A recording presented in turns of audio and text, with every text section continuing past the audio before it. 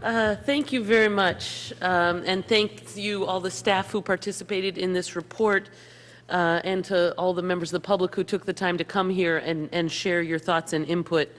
I think it's quite apparent that stopping the violence is essential and paramount to everything we're doing, both because we have to stop the violence for the sake of the human suffering as well as for the broader goals and revitalization of our city.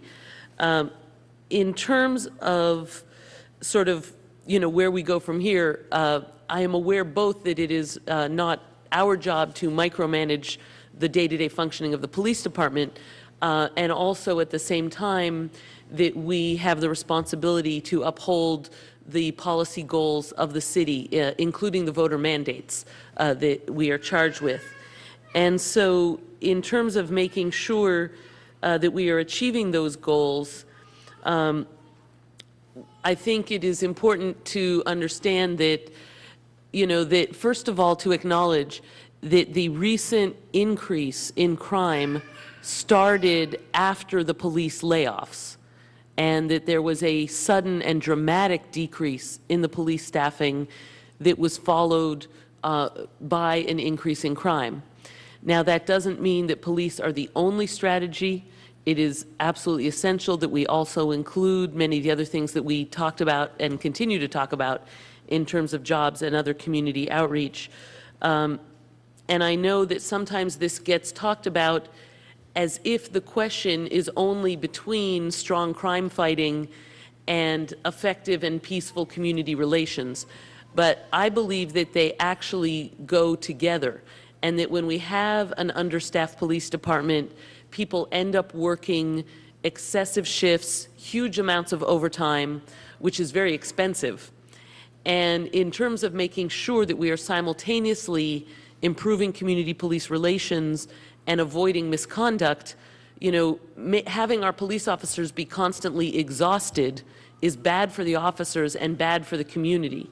And so that sort of steep reduction in force not only undermines their ability to fight crime, but it can actually make misconduct issues worse too. And so having enough police officers to fill the requirements that are being set is important, because exhausted, stressed out cops leads to bad things all around, and not having enough for the assignments that they're supposed to be assigned to be doing can undermine our efforts to stop the violence and the crime. So I do want to make sure that going forward, even though we're not making a decision about that tonight, that the issue of the numbers and the deployment continues to be part of what we're looking at. And in fact, the voters had set the number of just over 800 was actually set by the voters in 2004. And what's an amazing thing, this miracle of democracy happened, because there was a lot of theoretical arguments about what the number should be, and the voters had set a particular number. And when we got just above that number, crime started coming down. And of course, the voter measure also included violence prevention programs, so that was also part of that voter mandate. But when we hit the number that the voters had authorized, crime did start being reduced, and we're now significantly below that number. And so I think that it's really important that how we attain that let's say voter requested number, be part of how we look at what we need to be doing going forward. I also think in terms of specific actions that it's really important that the ceasefire and call-in program model, as has been proven successful, be implemented going forward. And I know we've already said it would be, but I think it's really important to note that there are cities that have succeeded with it. We know we didn't have all of the components that they had, and so I want to make sure that we are doing that going forward. There was several people commented about youth jobs, and several people also commented about blight. And I think it's really, when we talk about what do we do with limited resources, one great way to combine limited resources would be youth summer job program that provides things like mural painting that removes blight and graffiti. And I know that's not a new idea, it's been done before, but the summer is coming and we need to do more of that, and it could be a great opportunity to build the community engagement around the blight removal while providing youth summer jobs. And then, you know, in terms of talking about how do we prioritize the different things that police need to focus on, one of the things certainly that I get a lot of comments on is specifically the issue of guns and gun violence, and making sure that stopping gun violence is the top priority.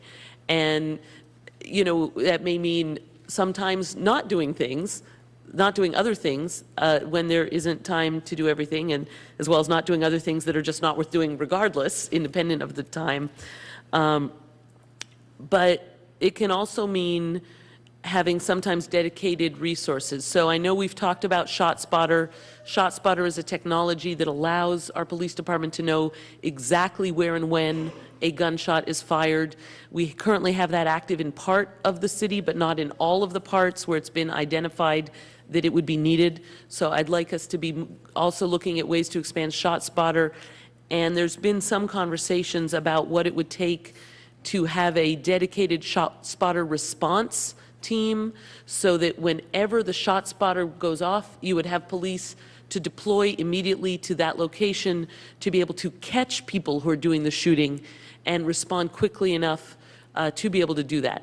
Now, again, of course, I know that if we don't have the personnel, that's going to undermine everything. But when we talk about what are the priorities, it seems quite important that, you know, between the armed robberies and the sort of taco truck shootings and these horrific incidents, that having focused efforts on gun crime is particularly important. And I'm not saying that's not being included, but I think it's something that is of particularly high importance to people, and that perhaps by having the technology and matching the personnel to where the shots are actually being fired, we might be able to up our ability to actually catch people who are committing the shootings, so that they can be taken off the streets and the shootings can be stopped.